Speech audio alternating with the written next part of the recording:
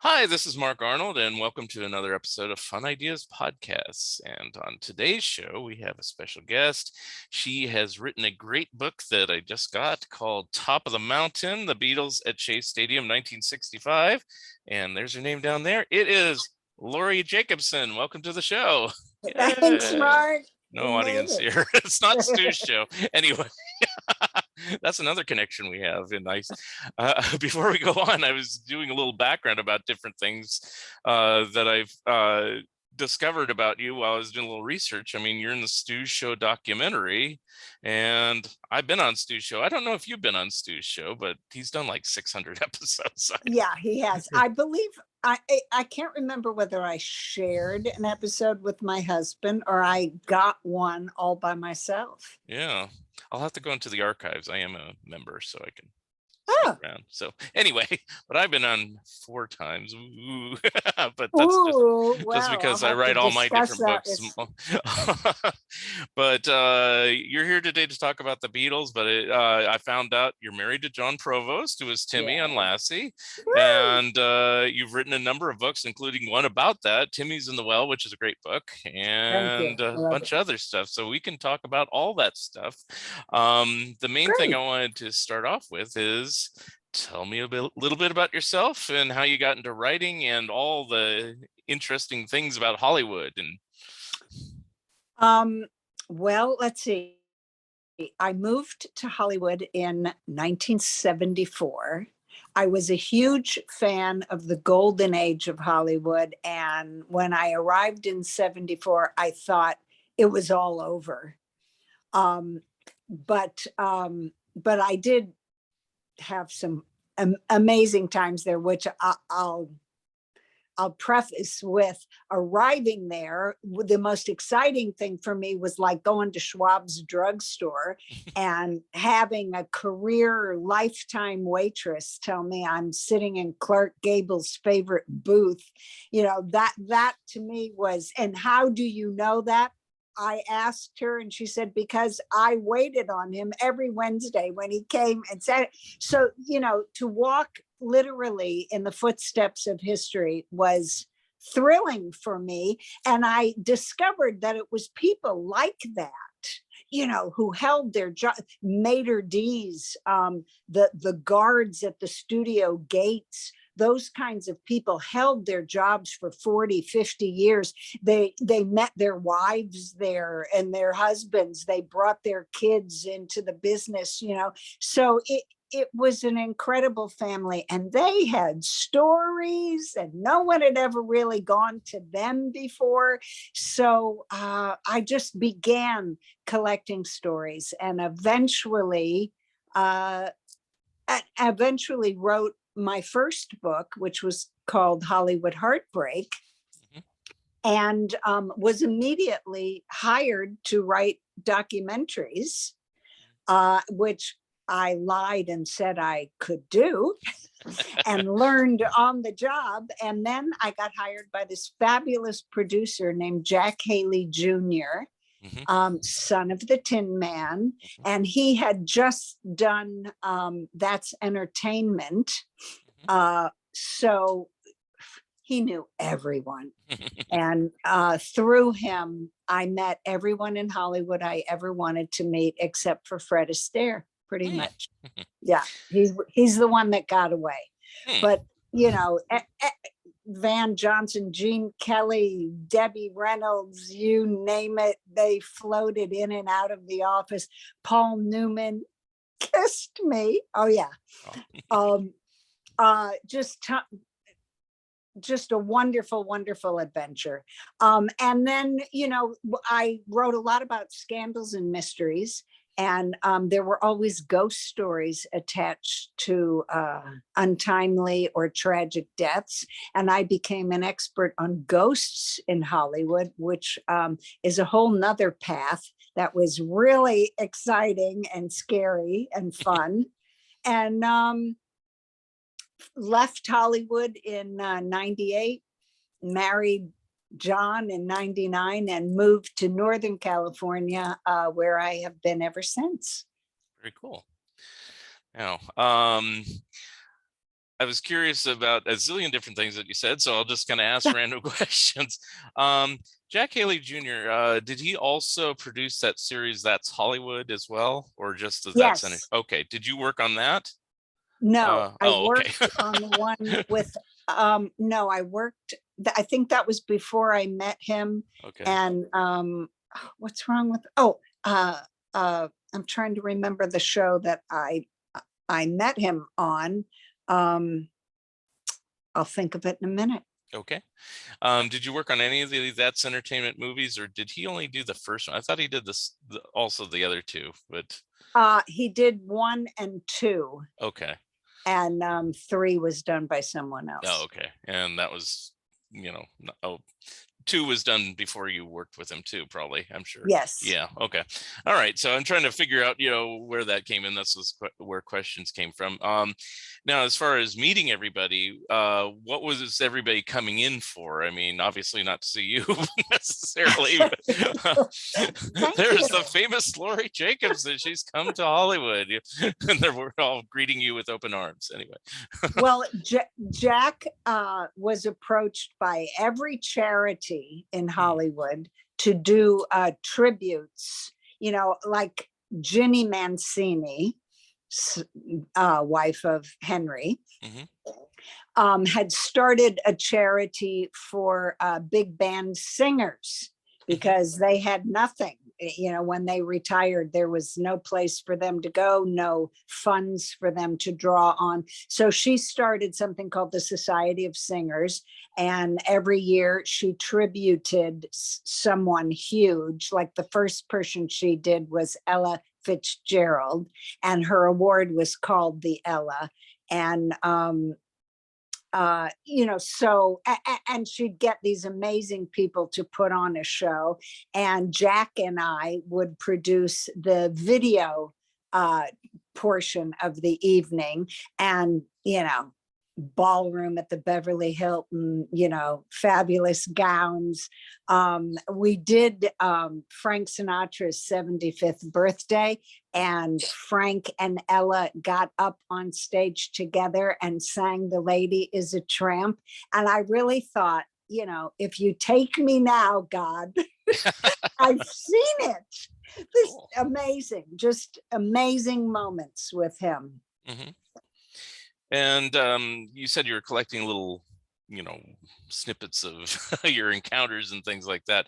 Were you always trying to be a writer, or was this just kind of like you're more interested in Hollywood is just something you were kind of doing on the side, and then after a while you said, I have enough for a book here? How did that kind of come about? Yeah, really, it was that. I moved to Hollywood to be an actress. And I learned a lot about waiting tables during that time.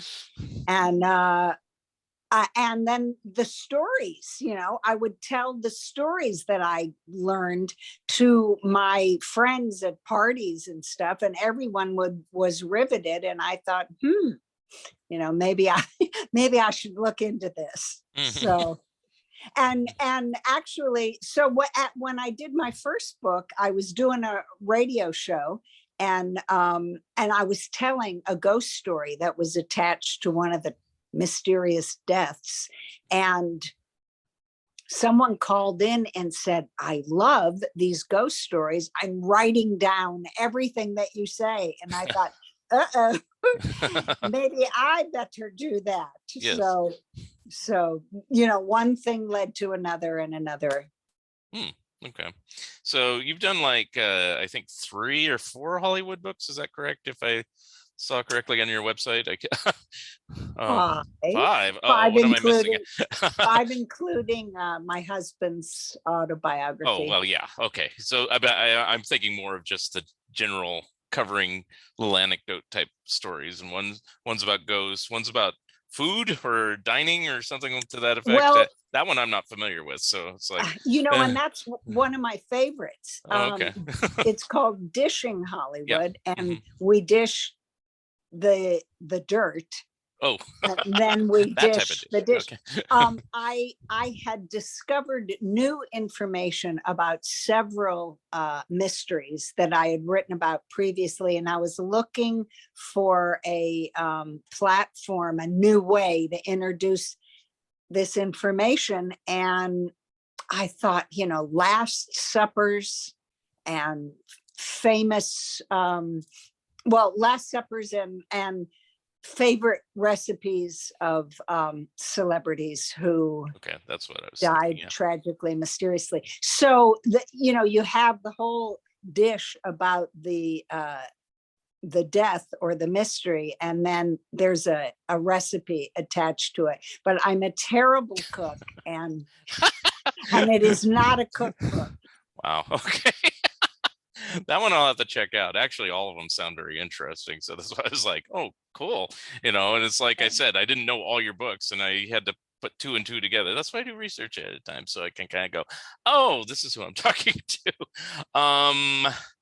One of the things, any of your Hollywood books kind of take any of the stories that are in the wonderful, I'm saying that sarcastically, Hollywood Babylon books that Kenneth Anger did and kind of correct or totally dismiss what he wrote in a lot of those books? I had a feeling that was the book you were going to mention. That's the one everybody knows.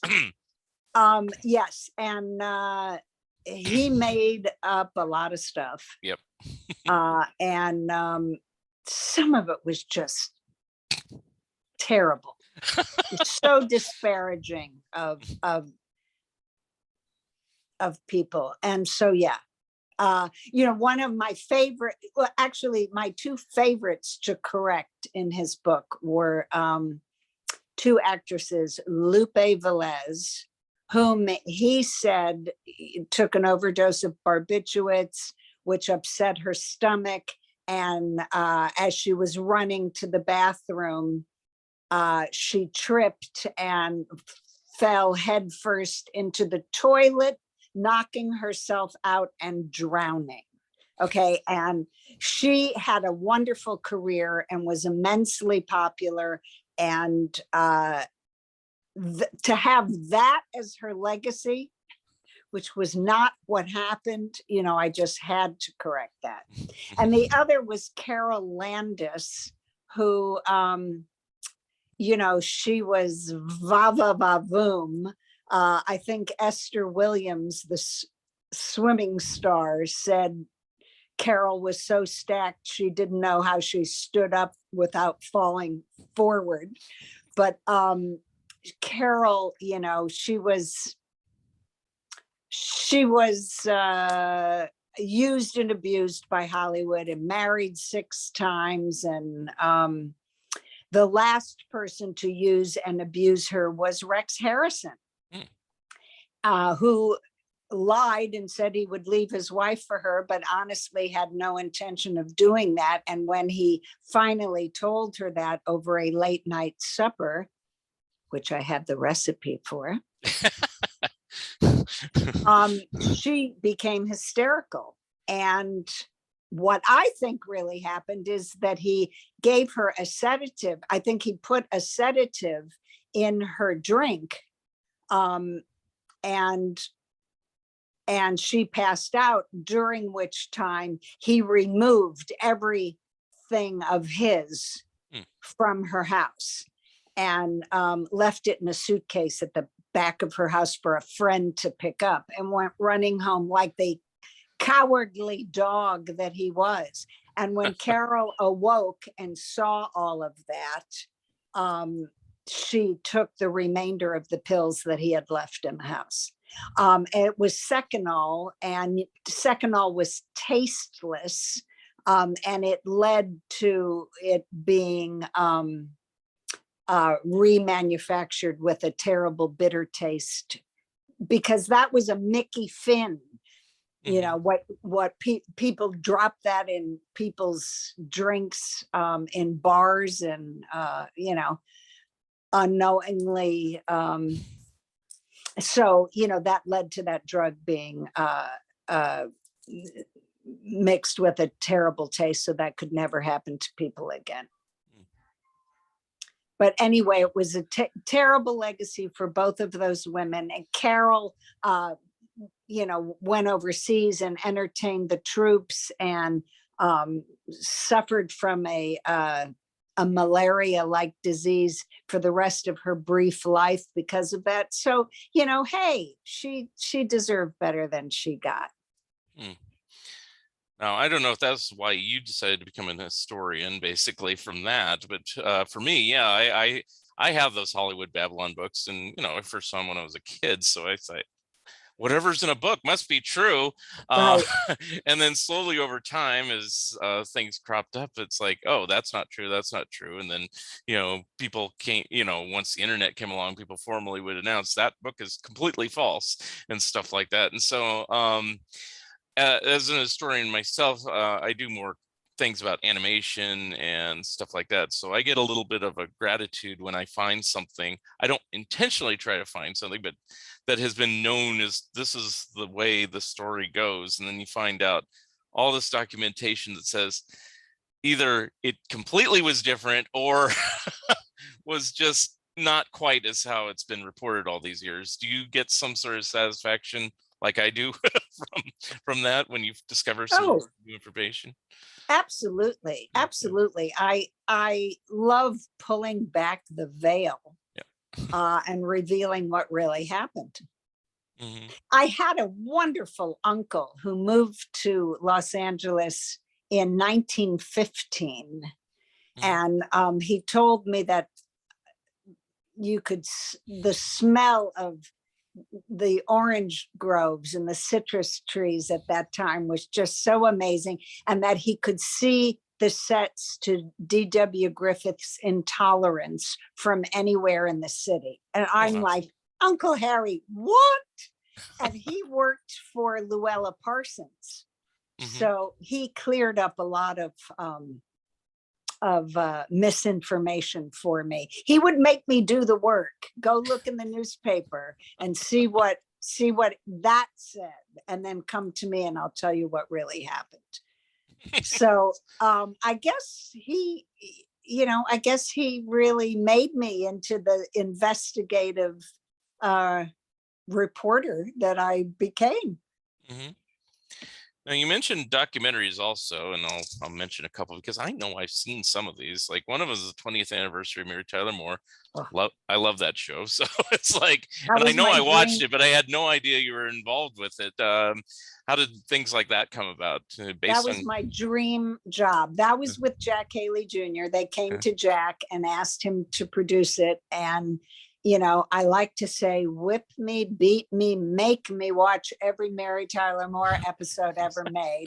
Yeah. She was amazing. Actually, the whole cast was amazing. It was the first time they had ever been all together since Ted Knight had passed away. And when they viewed the tribute we did to Ted, for that portion of the show, they were all in tears, and it was all genuine, and they were all amazing.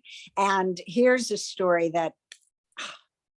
where I learned what it is to be a true professional. Mary brought, of course, the hat, the beret that she threw into the air, and she brought the M. Wow. That I know.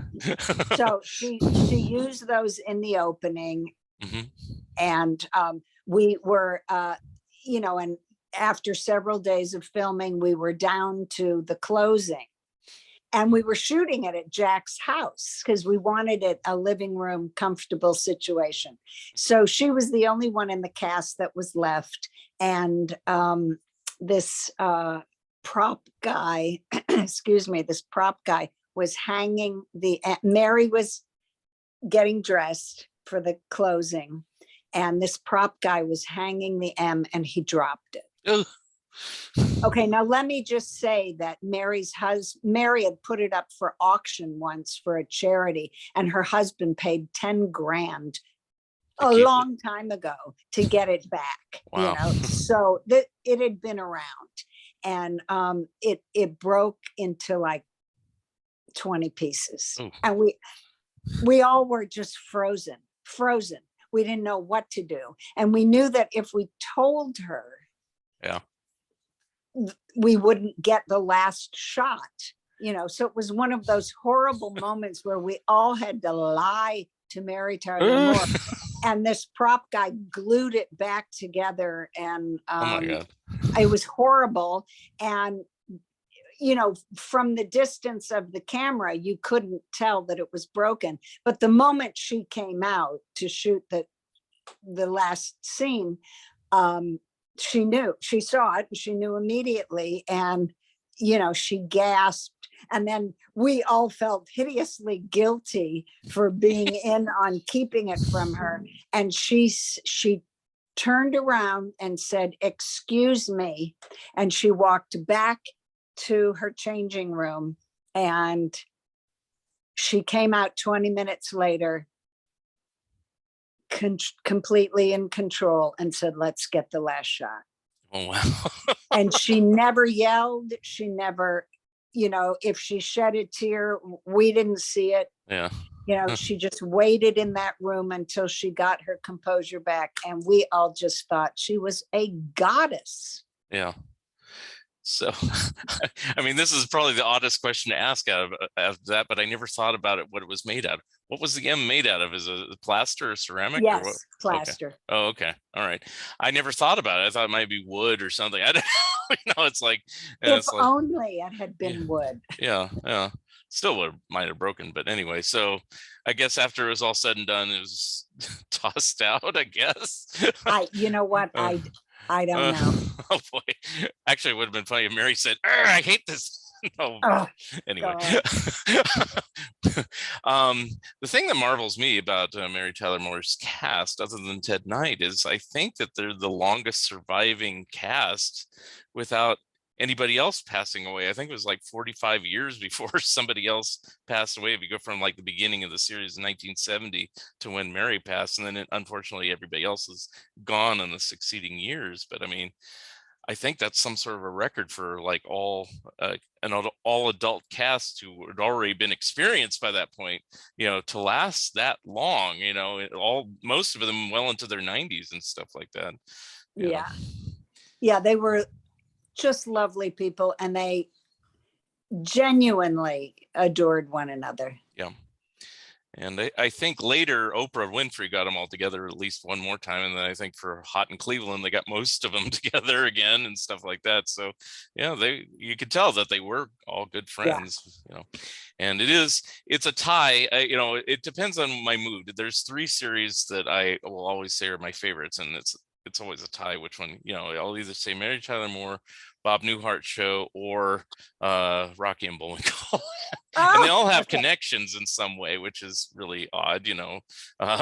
Some of the writers for Rocky and Bullwinkle later worked on Mary Tyler Moore, and really? Both are MTM shows, Bob Newhart and Mary Tyler Moore show. And so, and funny you should say that, because the announcer that we hired, for we're taking a break and we'll be back with Mary's bad dates, was June Foray. Oh yeah, who was the voice of Rocky. So and Natasha, yeah. Another little tie-in there.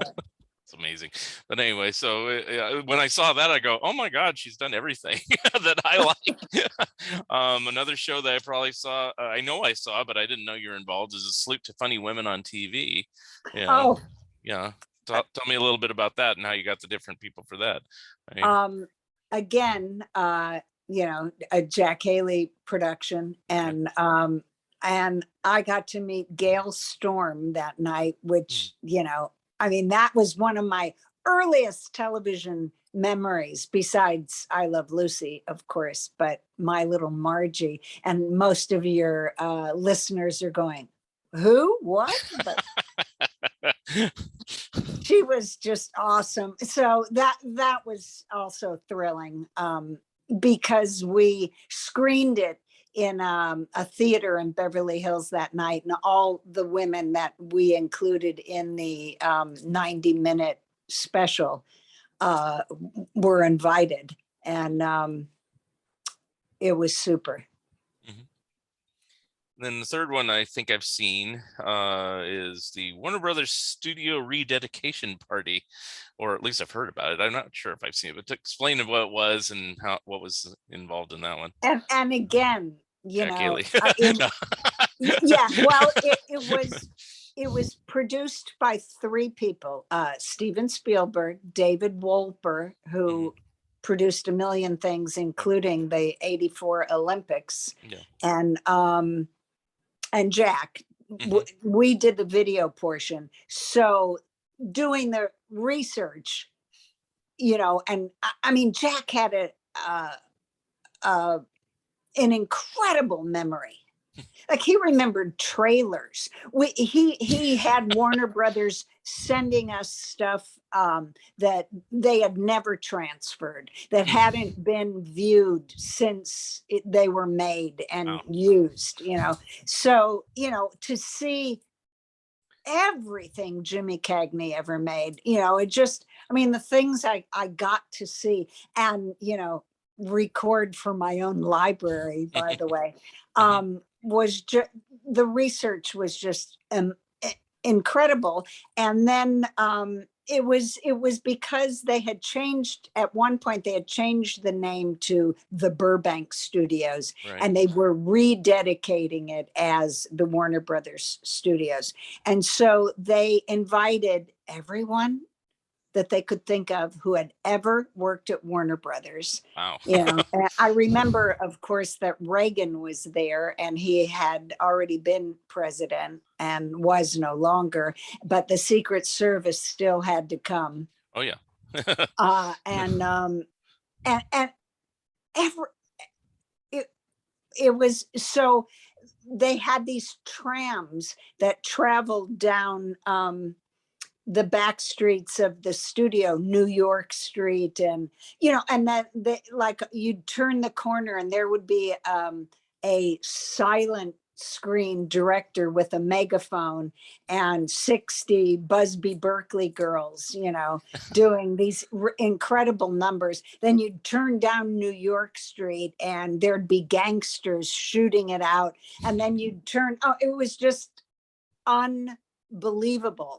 I'm not even sure which portion Spielberg did, but it was amazing. And then they put two sound stages together and turned it into Rick's Cafe from Casablanca.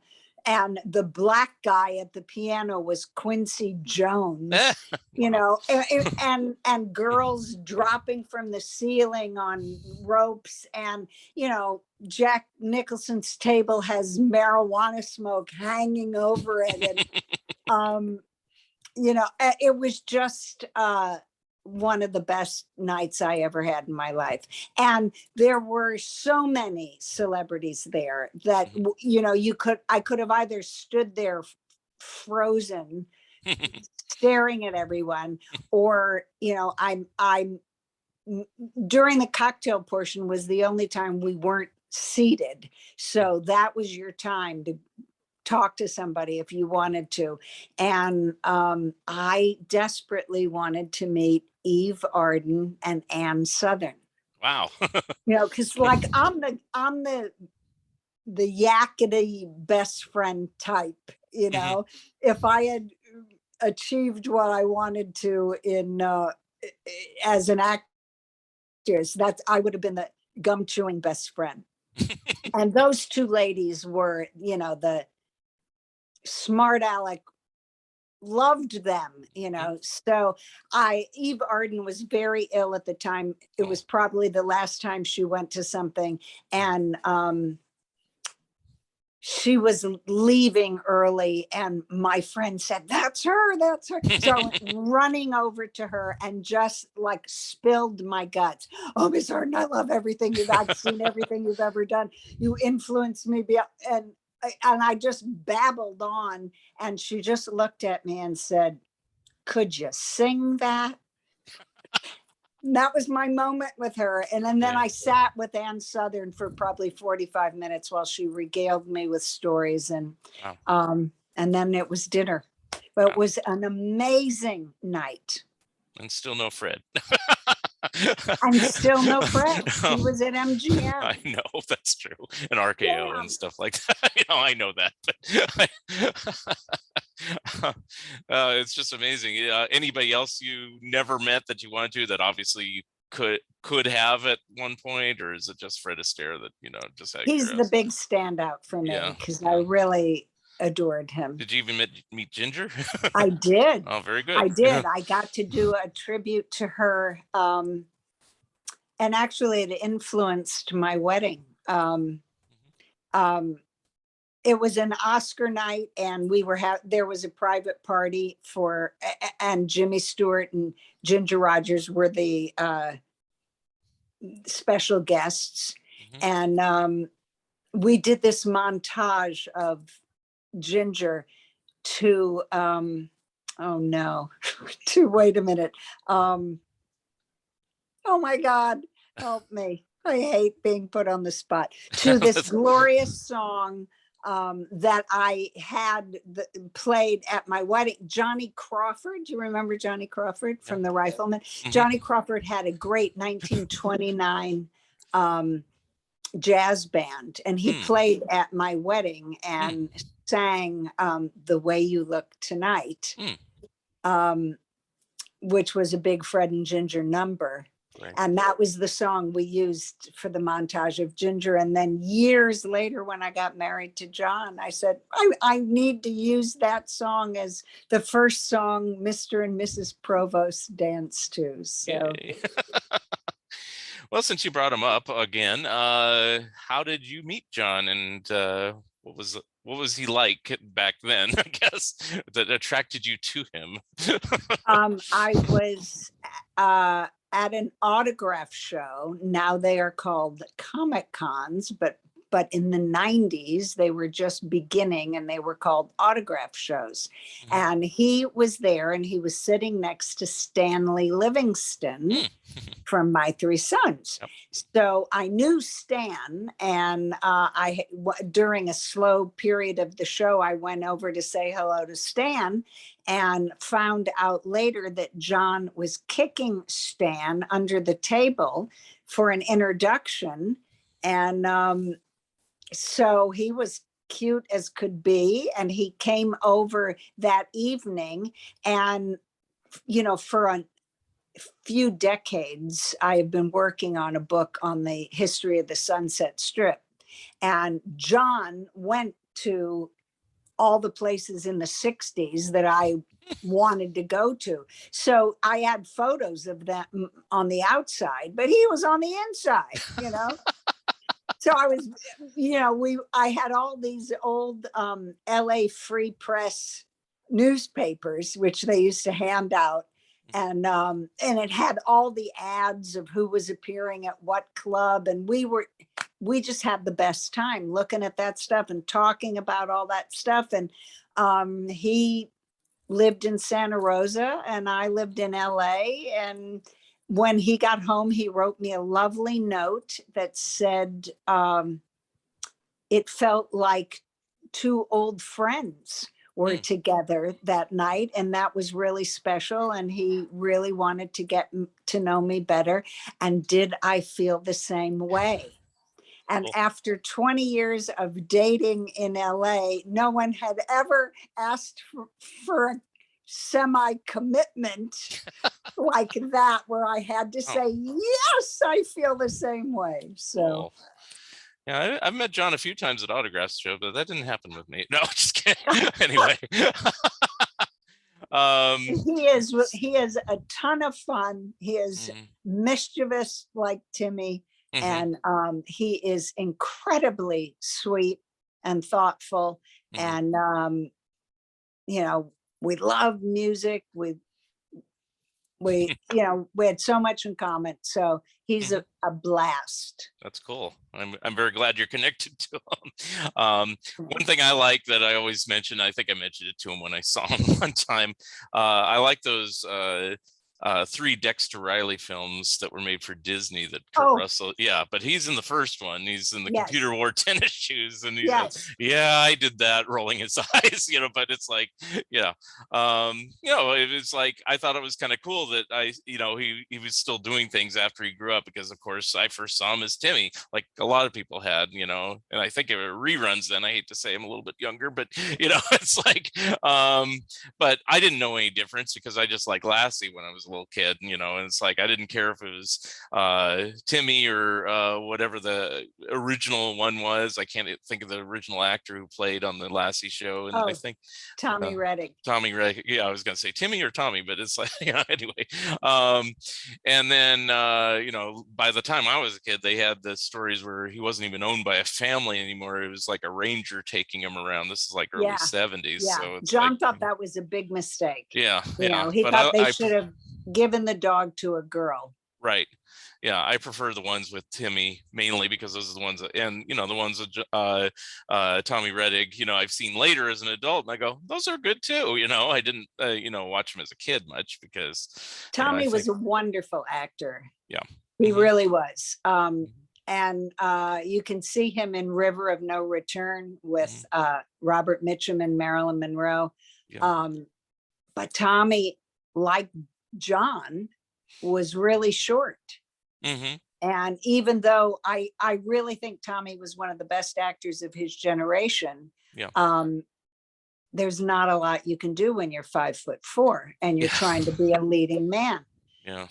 So that was the end really of his acting career. I mean, he did things up until his early 20s, and but later, most people don't know this, but later he became a computer genius. Yeah, I've heard that. Yeah, and he was hired by Bill Gates to be his right-hand guy, and he suffered a heart attack and passed away before that could happen. Right. So, but he and John stayed in touch their whole lives. Oh, that's cool. They ended every conversation they had with John saying, "Thanks for the dog, Jeff." So that was his character. Cool. Right. So that's how John knows that's the last thing he ever said to him. Wow, that's really sweet. Of course, before we move on to bigger and better things, which I have the book here and behind you, I always like Tommy in the 5,000 Fingers of Mr. T. That's my favorite. So anyway, just wanted to mention that. I mean, it's not really Tommy's show, but if he was around, I would have him on here or try to. Anyway, so let's kind of shift gears to where you're working now. How did all this get you to the Beatles? I mean, I'm trying to wrap my head around this. It's like this person is like all about Hollywood and everything, and then suddenly you're talking about a British band that's not in Hollywood. It's at Shea Stadium in New York, and they're from England. And okay, so explain away. Okay. All right. Well, I like most of America, saw them on Ed Sullivan and fell in love, became a huge Beatlemaniac, was famous for my Beatlemania amongst, my friends and family, and at an autograph show, I met a guy, right? A long time ago at an autograph show, I met a guy who was very dear friends with Sid Bernstein, who was the concert promoter. And so probably about 8 years ago, this gentleman came to me and said, I have all of these stories that Sid told me of how this event came to be. And I don't think anyone knows the story. So he shared the story with me. He wanted to try and sell it as a film. He was not able to do that. And I said, I'd like to run with this story as a book. And he said, take it away. So I immediately started trying to find people who were at the concert, and was blown away by who I discovered was there, and then I Well, like, okay, so people are saying, well, so who? Well, I know one at least. Meryl Streep was a, yeah. Mary Louise Streep, Yes. who was 16, Mhm. and begged for weeks to be able to go on a date from New Jersey to New York, which was, I imagine, pretty big deal. Mhm. 9-year-old Karen Johnson, who is known today as Whoopi Goldberg, Yep. 2 future Beatle wives, Mhm. Linda Eastman and Barbara Bach. Barbara was merely chaperoning her little sister, who was the Beatlemaniac in her family. And her little sister's future husband was also there, Joe Walsh. Right. Steve Van Zandt was there, Bobby Vinton, Mick and Keith, the Rascals, the Ronettes, and these were people, some in the audience, some backstage. Linda LaFlame from It's a Beautiful Day. Marvin Gaye was there. I began to find, I found at least one person from every opening act. I found security guards, I found agents, photographers. I found a 17-year-old guy named Mark Weinstein, who he was 17. He wore his lucky bar mitzvah suit. So if you know anything about bar mitzvahs, you know the suit was 4 years old, too short, too tight. He took a business card from his local radio station and had it laminated. And we all know that immediately makes you a professional.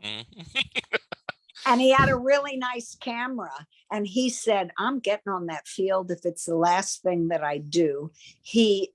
Everybody was going up to their seats. He found the first door he could find that went down.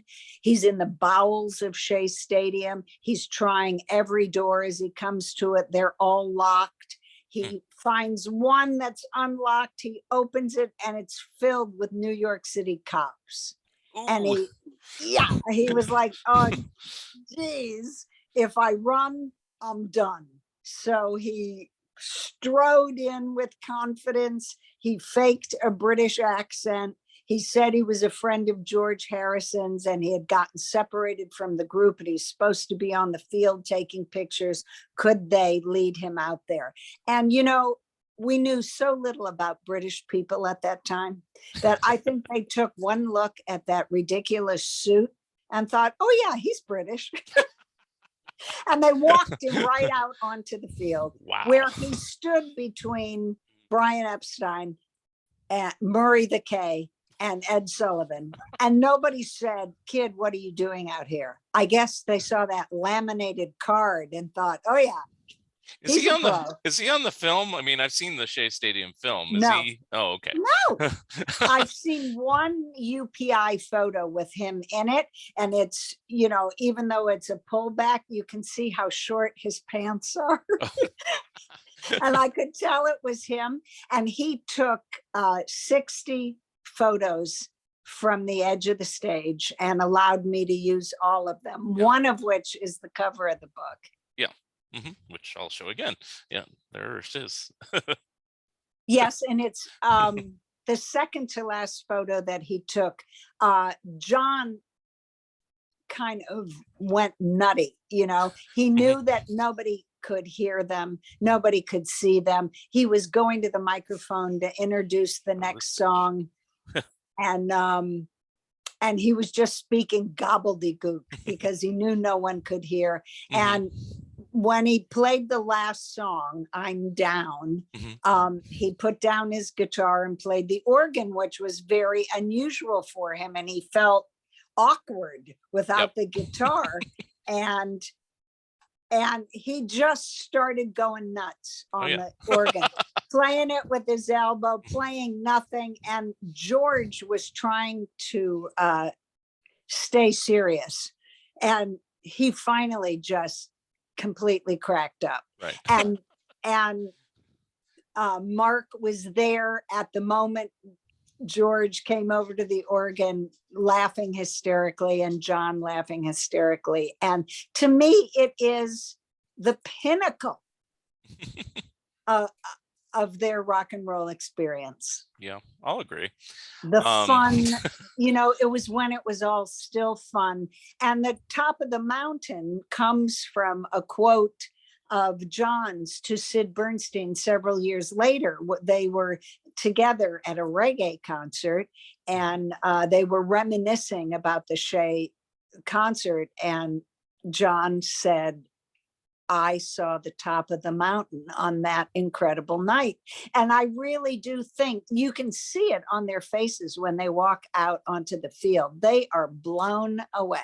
Yeah. And I think it was then that they realized they had some power, they had some magic.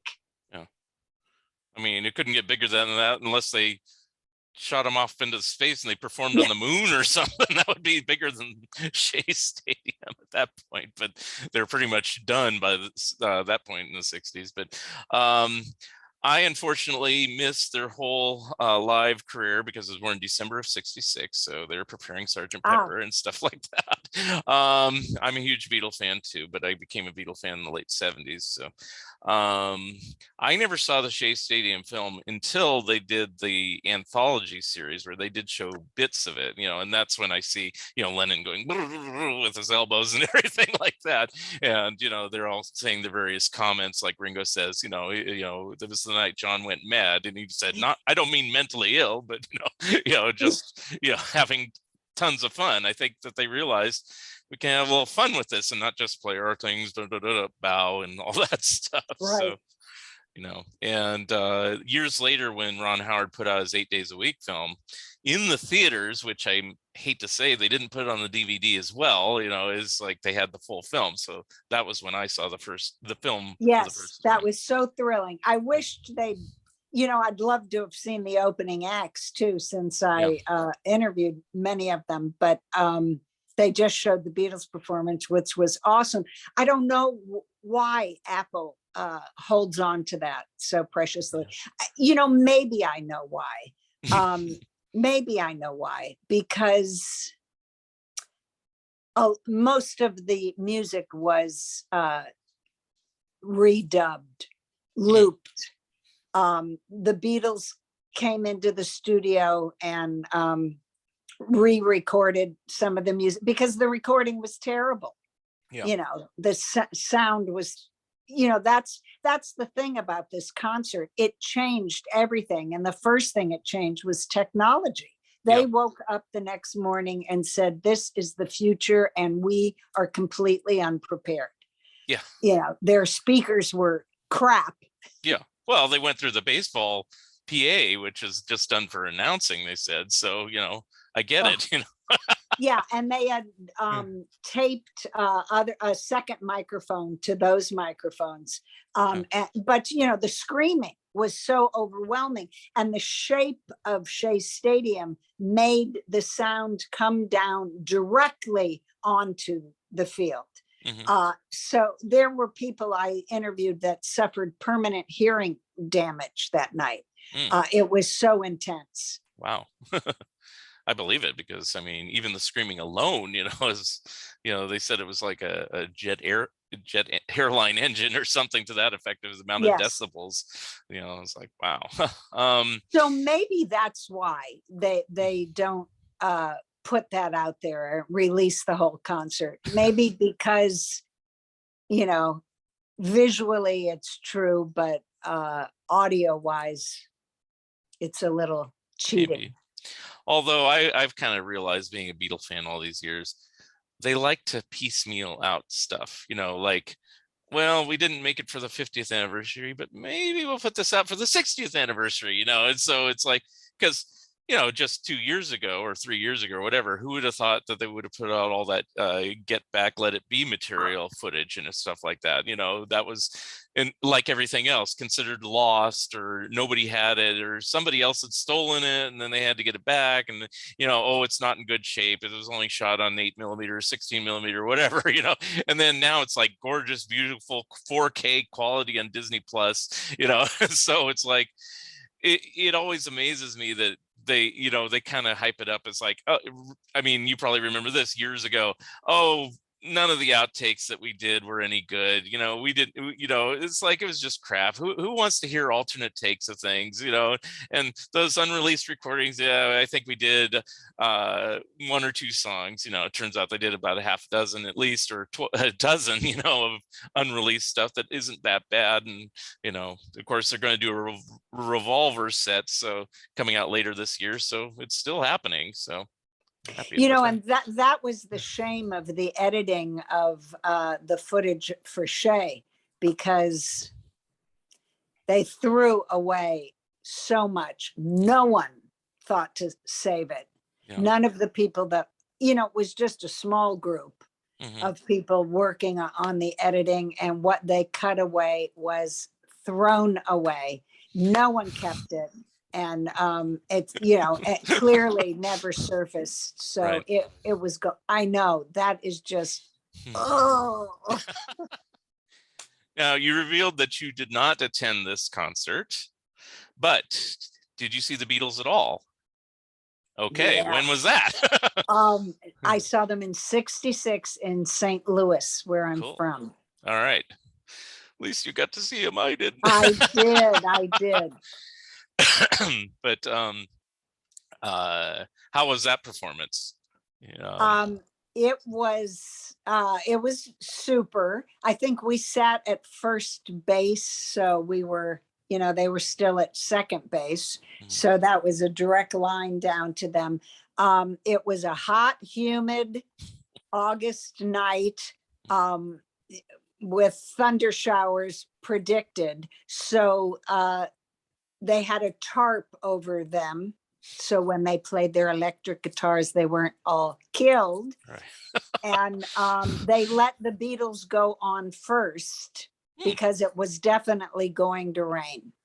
So they did their 27 minutes, 9 3-minute songs. Right. And it was over, and everybody started to leave, and the Ronettes came out. And of course it wasn't really Ronnie, because the late Phil Spector would not allow her to be with the Beatles, because on the whole tour, or just that show? The whole tour. Oh, I didn't know that. Yeah, they replaced her. Because, well, we all know what a control freak that part I knew. Phil Spector was. And John had a real thing for her. Okay. So, I mean, he was, very enamored of her. And there's a wild story about the 64 tour where they met the Ronettes, and they loved them. The Beatles loved them. They were real, down home kind of ghetto girls, and doo-wop, and they taught each other songs and stuff. And John flipped for Ronnie, and so the wild story is that, I don't know who it was, but a couple decided to have sex in one of the Beatles' bedrooms, and everybody went in to watch. Weird, right? Kind of weird. And John got very excited and tried to convince Ronnie to go into another bedroom with him, but from what I read, he was unsuccessful in that attempt because he was in love at that time with Phil. But I will reveal on your show, and no other, I interviewed this terrific guy that I love, Dave Glide, who went by Major Griff West at the time, and he was in a band called Sounds Incorporated. I've heard of them. Okay. Okay, they were one of the opening acts at Shea. They were what started them was when Gene Vincent came to the UK to play for the first time. His band didn't have a work permit. Only he did, so they wouldn't let his band in. So Sounds Inc. backed Gene Vincent, and Gene went back to the US and said, if you're playing London, you got to get Sounds Inc. So they backed everybody. Little Richard, Brenda Lee, Sam Cooke, anybody who came over, they backed. So they were playing in Hamburg at the same time the Beatles were. And the Beatles thought that they were an American band because they played with all the Americans. And so they met there, became fabulous friends.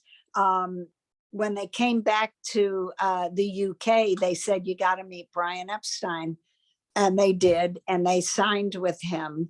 And they were really good at keeping secrets.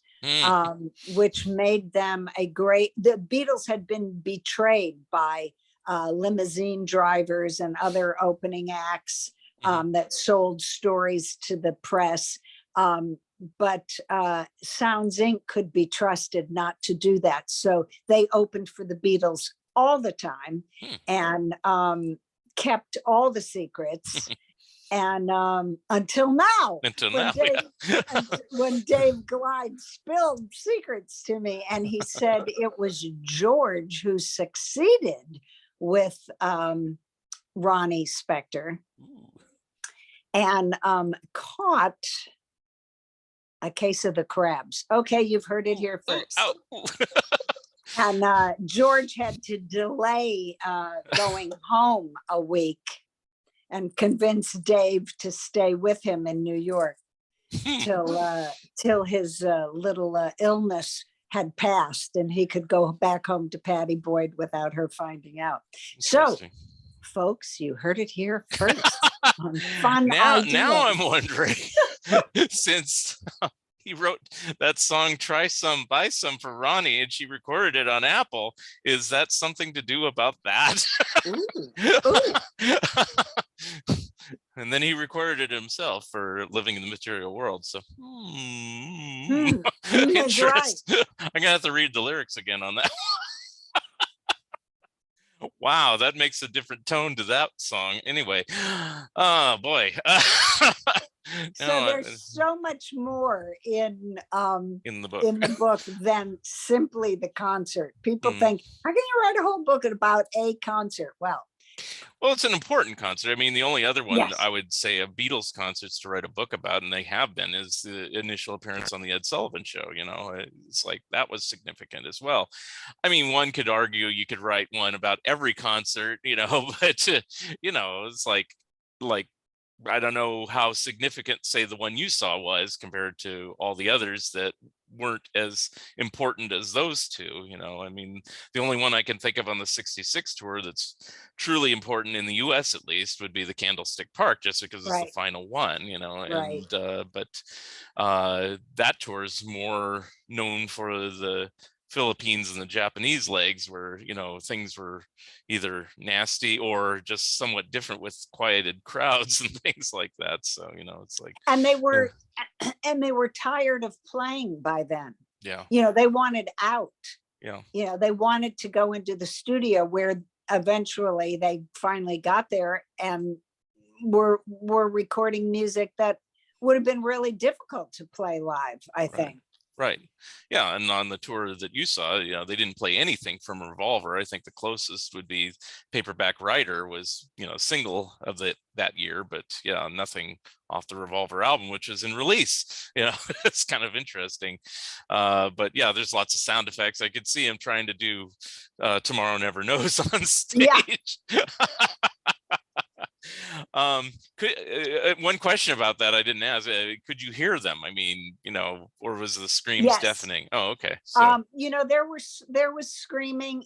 I was one who sat in silence and had like a little tear. oh, Well, let's see, 66, I was 13. I knew this was it. This is last tour. my moment Yeah. with the Beatles. I'll probably never get another one. And I just wanted to take in every detail that I could. So I sat quietly and I could hear them. That's cool. Yeah, because I've heard differing things like Hollywood Bowl. I think you couldn't hear anything, 64 and 65. But that might be the acoustics again. It might be because of how the bowl is shaped. It probably all the screams came back on everybody, Yes. Anyway, as far as the book goes, all the different people you interviewed you seem to know everybody. So I mean, was it difficult getting people to either talk or to get in contact with because of what you were doing, or was it a very easy assignment?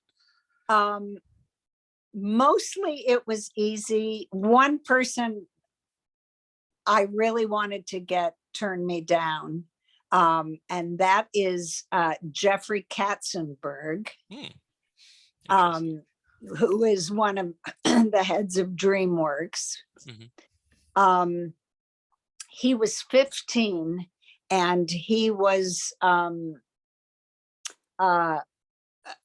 what's the word? Not an apprentice, but he volunteered with the mayor at the mayor's office. So the mayor of New York called Sid Bernstein and said, we've got this kid that works with us. And if we ever do an event like this in the city before,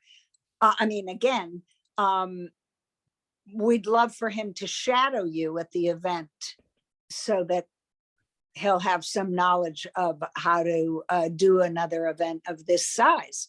So Sid said, of course.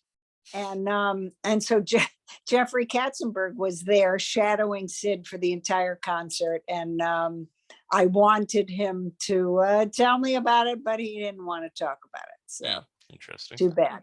I do know, though, that, Sid was a very generous man. And he wasn't like, hey, kid, follow me and keep your mouth shut. He made sure that Jeffrey knew why everything was happening and why it was being done that way. And years later, and Jeffrey stayed in touch with him for years.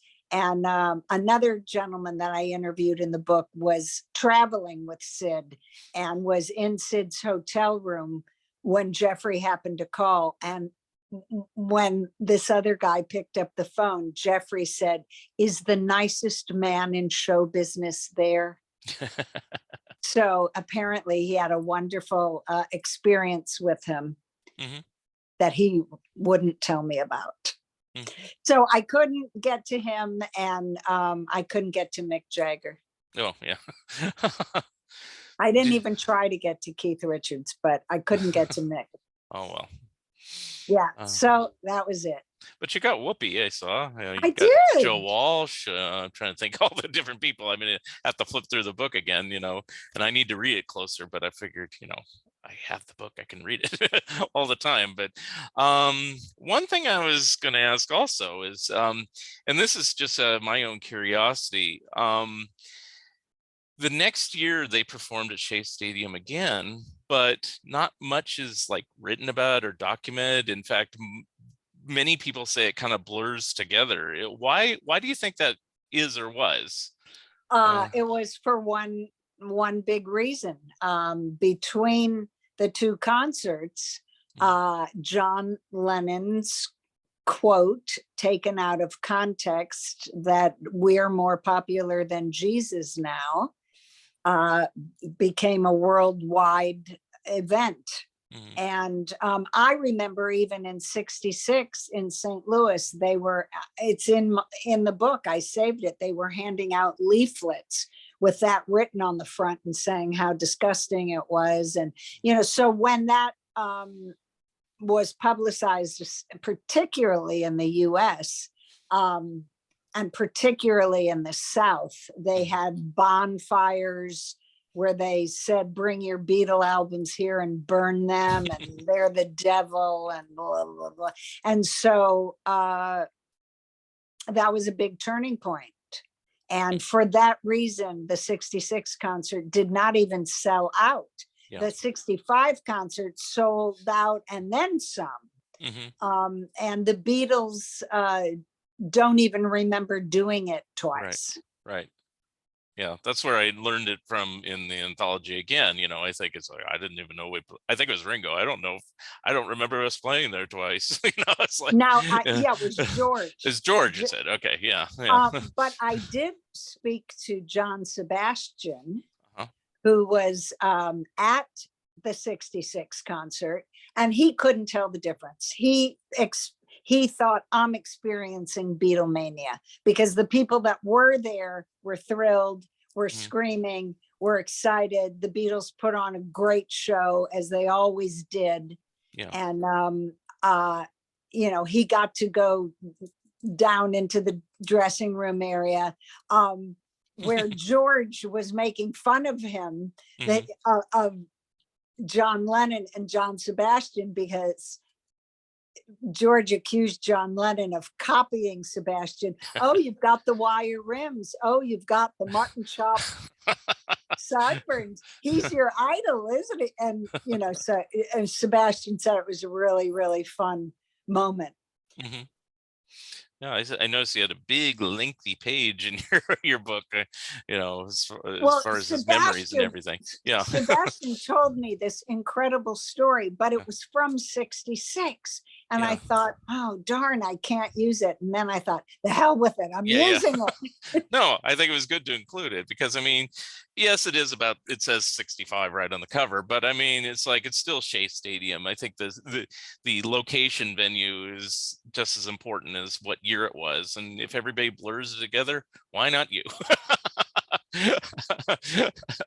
And Sebastian told me a story of the first time they met the Beatles was at a press conference in London, the first time the Love and Spoonful played London. And he said the press was just standing around watching what's going to happen when the Beatles meet the Love and Spoonful. And one of the Love and Spoonful started a food fight with Ringo, and and that it just descended from that moment. John left, and George went to John Sebastian and said, you want to get out of here? And Sebastian said, sure, where are we going? And George said, Brian Jones just got in a bunch of sitars, and I'm really interested. So want to go to Brian Jones's house? And Sebastian's like, sure. So they go there, and Sebastian says to me, I have to credit the late Mr. Jones on the quality of his temple balls, which was hash from Vietnam at the time. And he said, I mean to say this wasn't stuff you smoked in a temple, but you smoked it to levitate the entire temple. And we smoked it, and we played sitars till the sun came up in the morning. And I thought, I gotta tell this story, and I don't care. So I did. Very good. Now, since we're pretty near the end of the show, I know. Well, I could ask a zillion questions. I don't bore everyone, but I'm fascinated by this, and but I do have to ask this, and we can still talk more Beatles. So for Laurie Jacobson, is this the top of the mountain, or do you have more books coming from you? Oh yeah, I have a couple more I want to do. Can you reveal kind of topics, or is it too hush hush right now? Secret? Oh no, that Sunset Strip book, the history of the strip, will probably be my next one. And after that, I'm not sure. Okay. Any more desire to do more Beatles books, or is this like the pet project you really wanted to do? As far as... I would love to. I have met Beatle people are like the nicest people I've met. Yeah. I did the Chicago Beatle Fest this year, and I'm going to do the New Jersey Beatle Fest in March and April of next year. And I've just met the greatest people. So I wish I could come up with, first of all, I can't even believe that I got to write a book about the Beatles. I was pinching myself through the whole experience. And if I can find a subject that no one else I won't has reveal it done. here if I have any ideas, but well, did I ask this already? I don't think so. How did you get this one then? What came about, to give you this assignment? Oh, you did ask me that. Oh, okay. The friend of Sid Bernstein's who gave me that's right. That's right. Sid's story, which I haven't even touched on, but I have, it's really it takes almost a year. The book, it covers almost a year from when Sid, who was in a desperate situation, came up with the idea, and how he made this thing that could never happen again this way happen. And then, and what was happening to the Beatles during that time, how much they changed between 64 and 65. Well, I do agree it's an amazing book. I mean, I showed some of the photos. Now that I know the story behind how you got a lot of the photos, it's like, ooh, and how you got certain quotes and everything. So it's a very good hardback book. And I guess at this point, just tell us how people can get a copy of this book, how they can get in contact with you, where you're going to be seen the next few months, and the future for your other projects. First of all, the book is available wherever books are sold. Certainly Amazon, Target, Barnes and Noble.com, all of those great places. And no, what else did you ask? I asked how people can get contact with you if they want to ask you questions about the book or Beatles or whatever. Thank you. I have a website, lauriejacobson.com. I'm on Facebook, Instagram, Twitter, all of those places. In October, I will be in Boston at a High Life show. I will be, I know, it's going to be fun. The Whalers are going to be there. It's going to be awesome. And at the Hollywood show in Burbank, also in October. And in November, I'll be in Gallatin, Tennessee at a Leave It to Beaver reunion, which includes my husband and Jay North, Dennis the Menace, and the Beav, and a bunch of kids that were on the show as well. So that'll probably be my appearances for the remainder of the year. And if you want a signed book, contact me directly. Otherwise, all those websites and. And very good. Yeah. And mine is signed. Let me show that off. I want to thank you very much. Oops. There's a signature there. So I appreciate that. My pleasure. Yay. All right. Well, I had a blast on your show. Thank you. I try to let people talk and say what they're about. And it was a pleasure having you on the show, Laurie. And hopefully, if you do another book, or even if you don't, come back on the show. Maybe I can bring John on or something too. We could talk with him. Sure.